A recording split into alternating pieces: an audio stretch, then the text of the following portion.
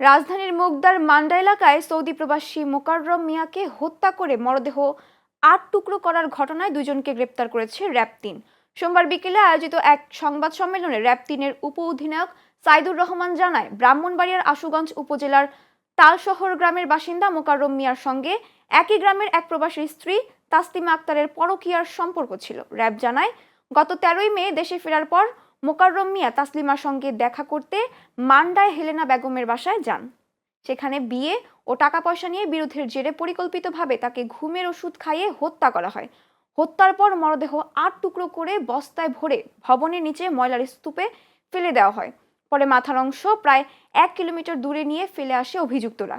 ঘটনার সঙ্গে জড়িত পলাতক তাসলিমা আক্তার ওরফে হাসনাকে গ্রেপ্তারে অভিযান অব্যাহত রয়েছে বলে জানিয়েছে র্যাব।